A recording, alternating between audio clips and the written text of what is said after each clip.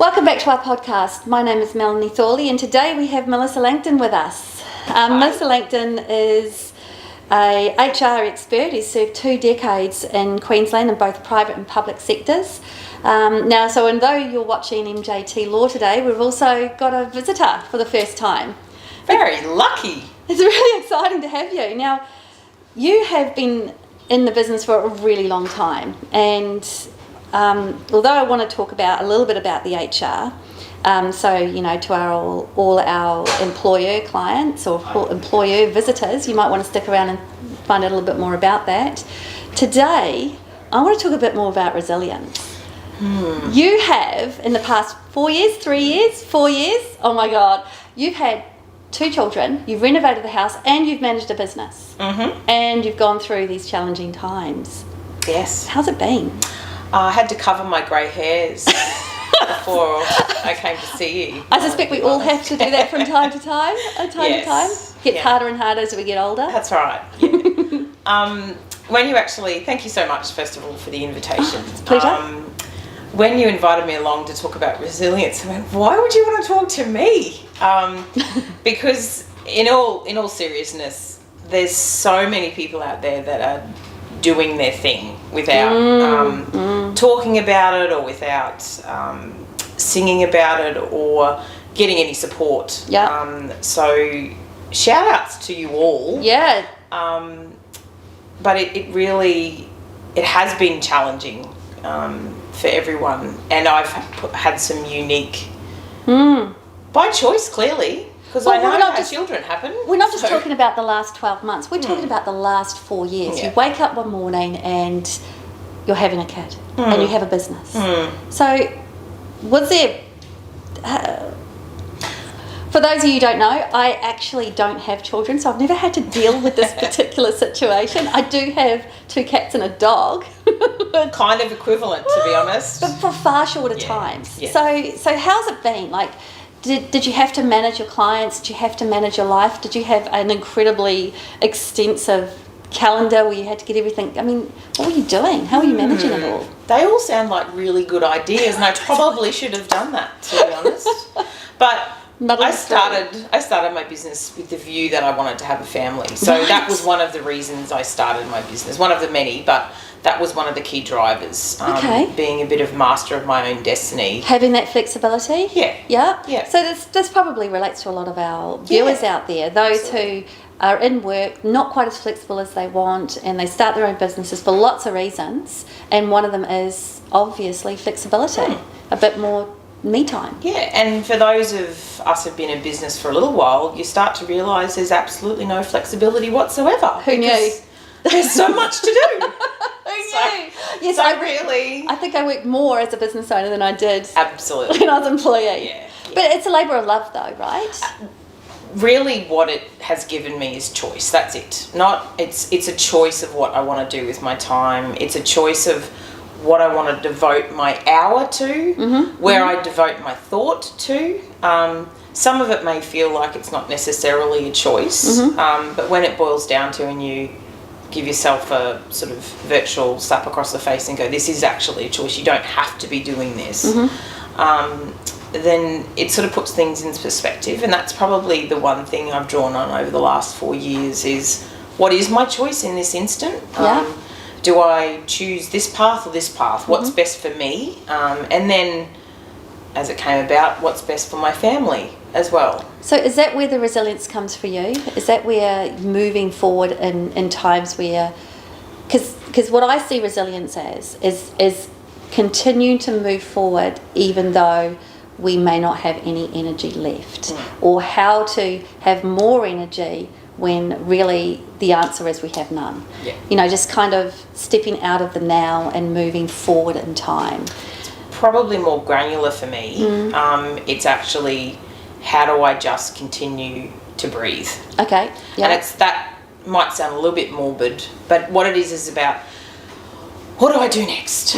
What's just the next step? It mightn't even be forward. It could be sideways, or it could just be, how do I just continue to function right now? Have you found that your clients are facing the same issues? Because you're in HR, right? And HR brings its own set of challenges, or shall I say, running a business with employees, which is what HR is all about, brings its own set of challenges. Do you find that your clients are having the same issue? Resilience, everyone's exhausted. And that's the business owners, but also their teams. Yeah. The biggest thing that I'm finding is change fatigue. Right. So Okay. it's that constant, it might even be a dramatic shift. It's just there's something else happening that's different, and how do we adjust? Or trying to make plans on the unknown. And we've come to the end of something different, but we actually don't know what the next different is, because we're all facing a bit of a cliff with the JobKeeper. And I think that's absolutely right. I remember the GFC 2009. Yeah, you laugh so, because I was made redundant it was for so the second time, Melanie. So horrifying. So yes, I do remember it. Yeah, it was a horrifying time for the world in general. I remember that, and I felt for about 4 years, maybe even 5, that people were holding their breaths, waiting for something to happen. And what we should have been doing was going, this is the new norm, and let's just get on with it. And it took us, as a community, I think, a really long time to get our heads around that. Do you think it's going to take the same amount of time this time? Are we going to be in this for years, or are we just going to go, oh, this is the new norm, let's keep moving forward? I think it's probably 6 of one and half a dozen of Right. another there. Okay. People are really exhausted with the change, as I mentioned before, but I think there is some genuine learning that's happened previously. Also looking at the fact that technology has put us in an environment that is constantly changing. So there is an element of kind of learned behaviour, but the pace at which it's happening is having quite a dramatic impact on teams and businesses and my clients and my family. So trying to understand what decisions to make, because it becomes quite noisy. And that's also in my reflection of asking the questions around resilience, is choosing what actually matters and what's important, and staying in your lane, I think, is another thing. Not trying to be all things to all people has really helped me a lot as well. Yeah, I think in many ways what we should do as individuals is just understand that we're okay not having all the answers, and we're not going to have all the answers on this particular situation, because even for me and my strategic planning in business, I actually don't know what's in front of me, but that doesn't mean I shouldn't strategic plan. So Spot on. It is actually a really weird space to be in. And those of you who don't know much about lawyers, we are the ultimate planners. Yeah, we are all about the outcome and how to strategize to get there. So when we don't know what the outcome is and we are making a strategy into the great wide, we find that really disruptive, and it's a psychological problem for us. So I find that a real struggle, but I know I must strategic plan. So I mean, we're at the end of the first quarter. Well, sorry, the second quarter, third quarter. It's the first quarter. Oh my God. The calendar year, third quarter in the financial year. We're into the third quarter, and for me, it's now a revisit of my strategic plan at the end of the financial year last year, and I need to move forward. I haven't done it yet because we're not there, but I actually don't know how to even plan that. So for me, it's a matter of getting a blank piece of paper and starting something, writing something down. I'm going to start with my old strategic plan and work on it from there, because that's what I know. But it's the unknown that I find really actually the biggest challenge is when and I'm going to take it back to a personal level and out of the environment we are at the moment. When you were pregnant, this was a massive unknown for you. And I recall that many years ago you said to me, I don't know what sort of baby I'm going to have. It could be a sleepy baby, it could be an awake baby, it could be a noisy baby, it could be a needy baby, it might not be a needy baby. I'm just going to see how it goes. How did that work with your business plan? It didn't. Right. So when I talk to people about best laid plans, people. I really have started my business 3 times now. So when I first met you, we sort of both started together. Oh my God. I know. our scared little faces at the Brisbane North Chamber of Commerce. But look where it's led us. How fantastic. And then I had my first child and started the business again, knowing I would have a second, or hoping I could have a second, and was blessed with another one. But yeah, started it again. And I happened to come off maternity leave last January 2020. So, yeah. Okay. It's been fun. Right. Yeah. So that was a whole nother interesting... I thought I knew what I was doing coming out of the second maternity leave, going, yep, I've got it all. Right. Been there, done that. Yeah. Let's go. And again, thinking been there, done that. I've had one kid. I know what to do with the second one. Yeah. Right. So there's definitely an element of giving in to where you're supposed to be at the right time, and what do you need right now. So I actually just need you to go and get me a tub of Reese's ice cream, please, husband. And while you're at it, some ice magic. Yeah, because actually it's really hard today, and I just today's a really hard day. Yeah, I just need to do something. It's really interesting because I take a different approach to resilience, and you know that actually. Those who don't know much about me, you're welcome to cyberstalk me. There's a lot of information out there about me. But I choose physical activities that there is no possible way I can achieve today and work towards it in the future. So I've been doing this my entire life, and the first one I did was when I was in my very early 20s, and it was the Empire State Building run-up, and it's progressed from there. And boy, has it. Oh my goodness. And in recent years there's been open water swims and crossing Simpson Deserts on my mountain bike, and some of them take more time than others. The Simpson Desert one took 2 years of serious training. The open water swim took about 7 months of training. Some take more, some take less. But it's about not achieving a goal today at all that I can do. I am not a swimmer, I am not a mountain biker, I am not a stair climber, none of these things are me, but I still go forward and train for it, and it's because it is bigger than me that makes me focus on it. And because these activities, in my view, are so hard, it takes all my attention, which gives me that downtime I need. So, I look at it, so we have two completely different concepts of how resilience occurs and how we get resilience. And it's really interesting that it's worked for both of us in our own ways. I couldn't do your way, and I'm fairly certain that my way's not for everyone as well. Yeah, no. I can vouch for me, no. There's a fair amount of pain and suffering that goes on in my way, but also for yours as well. And to be honest, my resilience now and coping with that is very different pre-business even. So it's an acknowledgement of what do you need at a primal level, and then finding a way to be able to do that. Because again, having a shift in priorities of outside yourself, or looking after something other than yourself, or making a choice, whether it be living somewhere different or changing careers, whatever it might be, but moving outside of the known into the unknown, which is exactly what you're talking about, is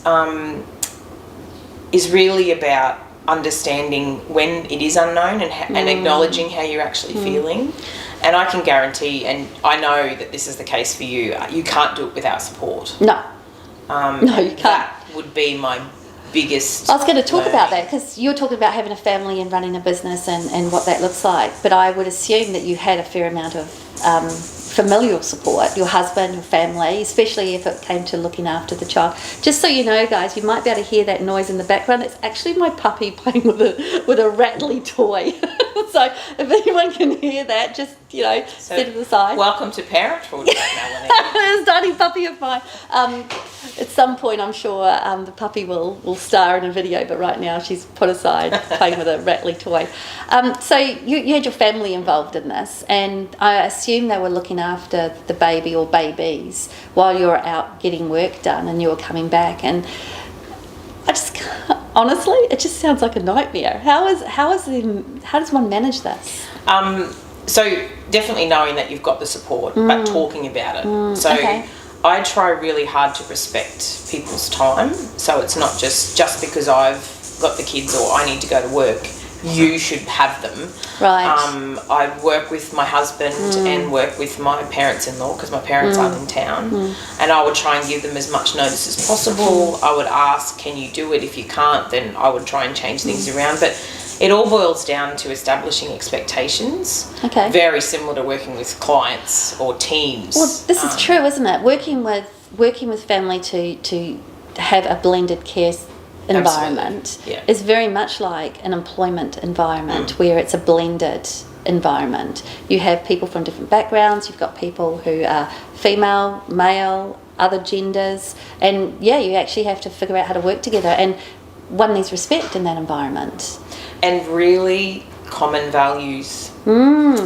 Because if I had in-laws or family that didn't value family or the connection or support, which that's sometimes what happens, and that's fine. If you don't have that, it's really difficult. So how do you teach your clients to give that value? Because that's not necessarily intrinsic. Yeah, we as business owners, we're really good at knowing what we want our employees to do, but we're not very good at knowing how to get them to do it in a way that makes sense. Absolutely. So how do you help your clients do that? Your employer clients do really that? Good question is, what are your values? Okay. And they might be able to tell me or not. Yeah. And then I'll say, so what would your employees say?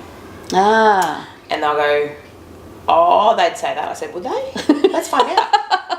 And I actually talk to them, and 9 times out of 10 they just go, oh, I actually don't know what their values are. Or they're on the wall. How does it mean to you? And they'll all have different interpretations. Right.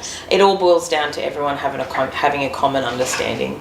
Right. So they all have to have the same definition of what it means for respect, value, integrity, accountability, whatever it looks like. It's very funny you say that, because I work with a lot of employer clients too, and almost always those are in their values. Those words are in the values. But what it means, how it gets manifested, is actually a really interesting thing. How do you measure it? How do you measure it? It's great to have it here and talk about it, and people are doing stuff. Are they aligned at all? Are we actually holding anyone to account to them? Are we rewarding against them? Are we disciplining against them? Do we have consequences if they don't meet it? Very similar to having kids, to be honest. So is it possible, because we all do it as business, we have these lovely values, or we've got these aspirations for our employees and for how we do our work, but we forget about them. So is it a case of training your clients to continue to evaluate and continue to visit and revisit? I was doing a talk recently about social media and the pitfalls, essentially. So how to deal with discrimination in social media and when it comes into the workplace and vicarious liability. Bit of a heavy topic. And one of the things that I was saying is that, yes, policies are great, but if you never visit them, you never apply them, you never remind your employees of them, what's the point of them? One good example might be, and I used it in this talk, is you might have a policy that you have an appropriate alcohol use policy, perhaps, and you have a policy that says when there's alcohol around, there should be food and non-alcoholic drinks. And that's fine, and hopefully you do that each time, but do you remind your employees of the discrimination policy before they go out to a bar to have Friday night drinks? So these are I'm just wondering, how do you explain that to an employer who it's not on their mind anymore? They've got these beautiful policies. Yes. They spend a lot of money on them. Yes. They send them out to their employees, and then thou shalt. Yeah. What happens next? So I find a lot, if it doesn't mean anything, there's no point having it. So just because a lawyer or a HR person or someone says have them, if they don't mean anything, just don't bother. Okay. But you have to know the consequences if you don't bother. Yeah. Because it's not just a matter of, it's a lot of people view HR policies as an insurance policy. Okay. Yeah. And that's quite flawed, because an insurance policy implies that we've got everything covered, we'll just keep doing what we're doing, and then when something happens, that'll cover us, which is the complete It's a Yeah, okay. Okay. So it's really about, and we're going back to even values. If they aren't meaningful, why do we have them? Oh, we have them for these reasons, and so therefore you need to reinforce them. Right. And it just, to boil it all down, management capability and leadership. You're a leader, that's what you should be living by. So what does a good leader look like then? For me, it is huge. And I think we'll need another half an hour to do that. But for me, it's actually doing what you say you're going to do. Okay. Being honest and transparent. And really, accountability isn't about just a leader's job. It's about everyone holding everyone else accountable. Okay. I have some amazing tools and resources from Patrick Lencioni. And it's actually, leadership is about being a cohesive team and leading a cohesive team. But that's not about the one person, it's about the collective. So it's a leader being able to bring everyone on that journey and to get down and dirty if they require it. So that means living the values, breathing it. You can't hold someone to account to a standard of behaviour or a policy if you don't follow it yourself. It's really interesting. As an employer and as an employment lawyer, what I look for is a high functioning team. But that's what you're talking about. I'm using a different word.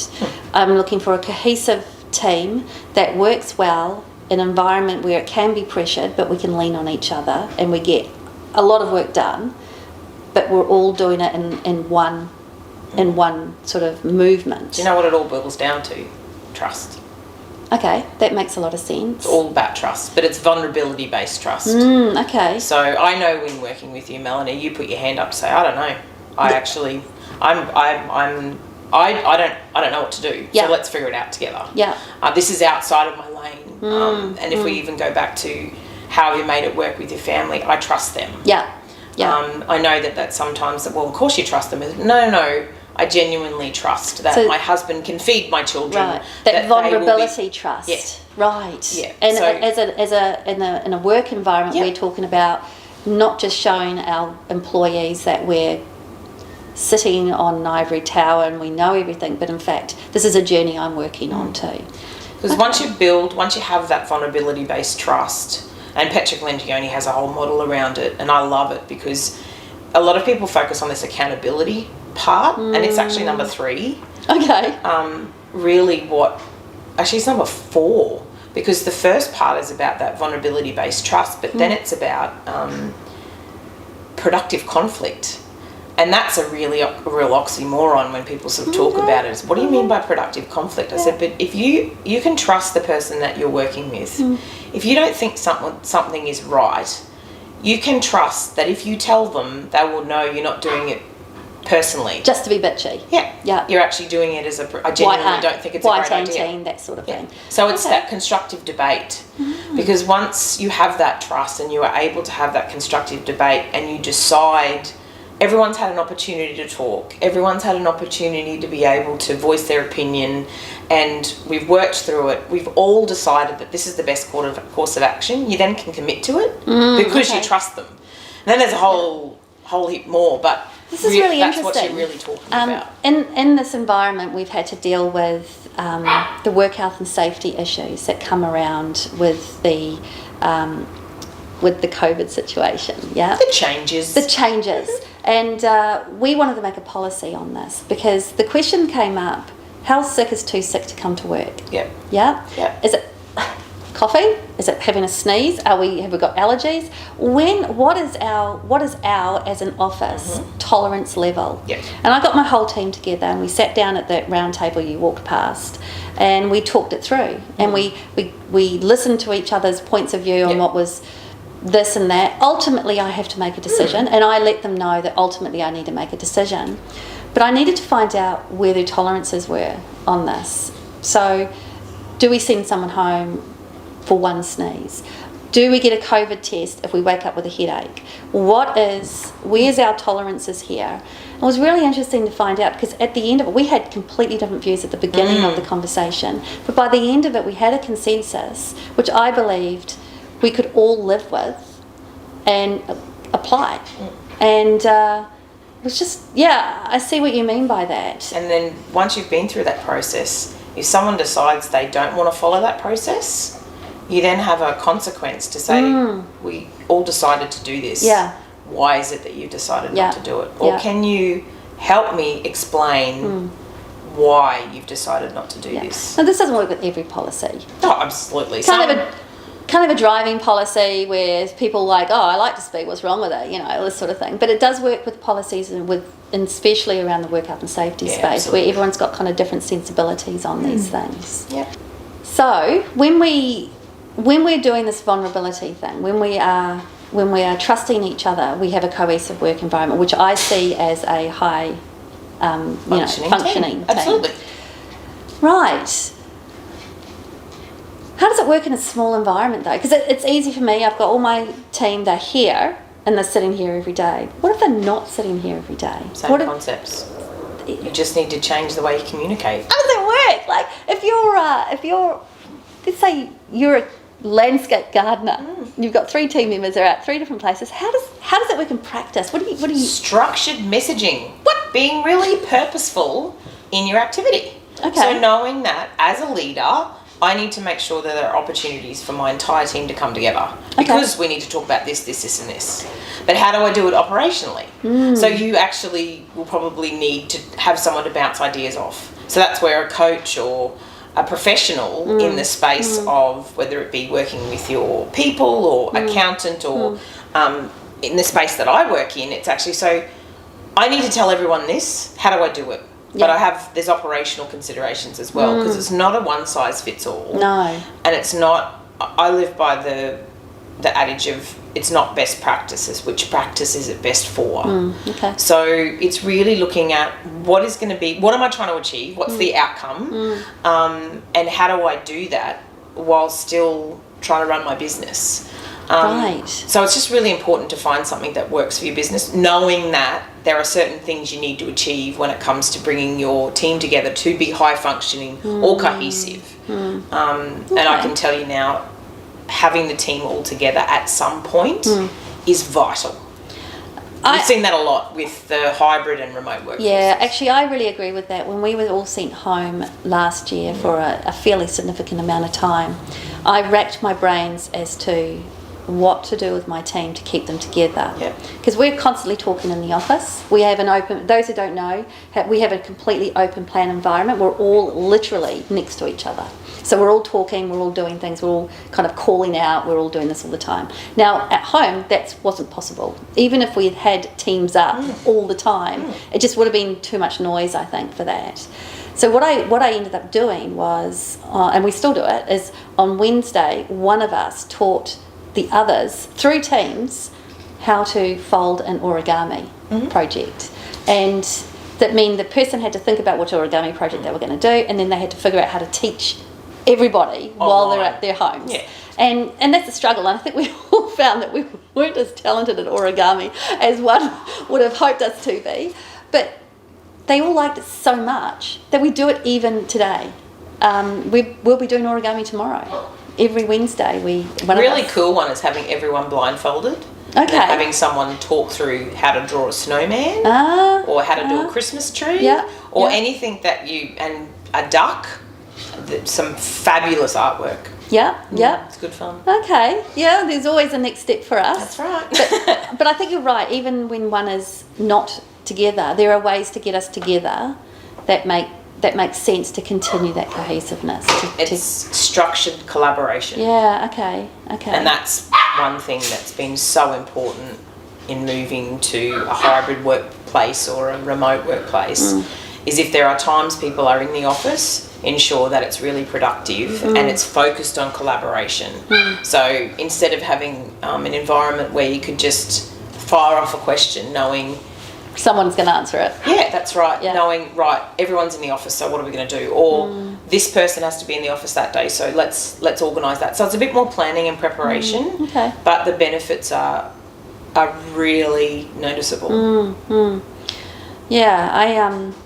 I'm always fascinated by the psychology of this because we see, and one good example is MJT Law does a 4-3 week, We work Monday through to Thursday. We have Friday, Saturday, Sunday off. And psychologically, like if you'd said to me 2 years ago, Melanie, let's stop working Fridays, I would have gone, are you kidding me? You have any idea how much work we've got? We're never going to get it done in 4 days. I can't barely get it done in 5. But we've made more money this year over 4 days than I did over 5. Yeah. And my brain says that just shouldn't work, but the numbers don't lie. And so why do you think it works? well, I've talked to my team about this. I think it's because my team and myself, by the time we get to Monday, it isn't a, Garfield, I hate Mondays situation. They've had their rest. They've had, and psychologically they've had more time off than anybody else that they know. So they've got a little bit of one-upship maybe. I don't know, but we feel better on Monday after 3 days than we do for the 2, and we're ready, and there is no hump day either. There's no fatigue. There's no, oh my God, this is Thursday, how am I going to get through Friday? There's no middle of the week Wednesday. It's we're like, it's like a brain shift. There are days we have to come into work because I'm a lawyer and court occurs and conciliations and documents have to go out, and we might pop in for a couple of hours or we might not. But yeah, you focus. I actually have no answer. No. Because are you focused? Are the team focused? We do more work. Absolutely. We actually do more Because you're work. focused on the outcome versus focused on being present. But why does that work? You probably have a better insight, because as a lawyer I don't work with the emotion. I work with my brain. Yep. I mean, everyone works with the brain, but do you know what I mean? I'm not an emotional driven person. Well, see, I'd debate that, because you don't make those sorts of decisions based on just numbers and figures, because you wouldn't make a decision like that. We can't. No, it's true. So we took a punt. But you've recognised the benefits around people's energy levels, their engagement levels, that you're doing something different, and doing something different can go one of 2 ways. That's true. That's true. And knowing that if it doesn't happen to work, we don't have to keep doing it. We can change it. That's the other thing, I think. There's always that we can go back. You've got a choice. Yeah. Roundabout, that's exactly what we started talking about in the first It's very true, actually. It's about a choice. Because I know there are people out there who do a 4-3 week but pay for 4 days. We here at MJT Law, we have a full-time wage. We just don't work a full-time week. That gives me comfort that I can drag my team in on a Friday if I want to, and it gives my team comfort that they're not part-time workers. And you probably understand how detrimental a part-time employee is to a full-time job in the future. Or just 10-hour days versus a regular 8 to 9, and just life. Yeah. There's a lot to fit in. So essentially it's just doing exactly the same amount of work and less hours. Yeah. So that is actually an emotionally driven decision. I guess you're right. Yeah, I am. Should we re-record that for your husband? No, he knows I'm right all the time. It's fine. Yeah, it's I find it a surprising thing. You hear it, people do it, and you see really big companies do it, and they say it's brilliant, it's blah, blah, blah. And I don't know if they still do it. I'm pretty sure they do. At Barry Nelson, which is another law firm, a huge one, does a 9-day fortnight. And the employees work only if they don't work only if they finished all their work. I don't know anybody who actually works at Barry Nelson, so I don't know how that works in practice. But we are literally shut. Like, if I'm at home, I don't look at my emails. Monday morning is the day that I start my work again. And hopefully I won't get 10,000 messages. I was just going to say, this could have just totally stuffed everything up now, Melanie. Your secret's out. But yeah, it's I don't think any of my clients have been detrimented because of it. Certainly we don't let anything go because of it. And yeah, it's brilliant. It's absolutely brilliant. That's right. And I don't know if it's going to go on forever. It's working for now. It's working for now. But it's about change and making sure that you've planned according to the situation that you're currently in. But anybody out there who thinks that a 4-day week won't work, happy to answer questions. Don't know how it works really. Melissa's probably far better giving you the real answers there. Which practice is it best for? Yeah, it's true. It's very, very true. I mean, there's certain industries that probably won't work as effectively than others, but certainly I think in a office environment, if you're looking at getting the most out of your team, it might be worth thinking about. It's one element, absolutely. Yeah, might be worth thinking about. And I think you're right, it's not a cookie cutter solution. This is not going to work for everybody because there are certain culture in working environments that this would just, you'd get taken the piss out of, there'd be more absenteeism, not less, there's a big thing there. But one of the problems that has occurred is no one takes leave. Yes, there's your leave liability. It's like, what? Yeah, no one's taking leave. So, all those employees out there who think they'll get more, they'll take more time off. But I was inspired by the New Zealand Prime Minister when I did this. She's amazing. I really like her. I really like Jacinda, but I was inspired by her because what she said to the New Zealand population was, try to do a 4-3 week, get out there on those 3 days and enjoy New Zealand and spend money. And I thought, actually, I'm going to take that and I'm going to encourage my team to do the same. Take more holidays. Yeah. Take more time out. Go out, spend your money. You're getting a full-time wage. Yeah. And encourage the economy. And I was really inspired by that. And I'm further inspired by the Prime Minister telling everyone they can have half-price fares. They're giving away 40,000 a week or whatever it is. And, I've been asking my team where they think they might be going. Yeah. They've got 3 days. Yeah. Happy days. Absolutely. Well, you could tell them that they can have a little bit longer because they need to use up. Oh my God, the leave! But that's the difference. Like in the year that my team have been doing this, they have taken, barely any sick leave for a start. That's almost got rid of any sick leave that's on the table.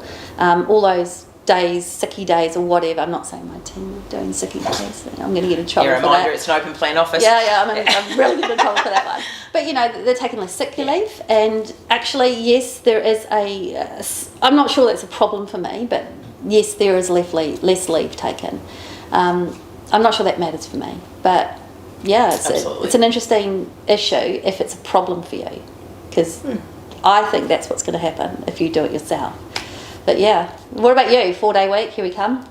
Oh, I work 2 full-time jobs really. I have 2 children under the age of 3.5. I work 2 jobs. Oh, I'm just ready for a sleep. Yeah.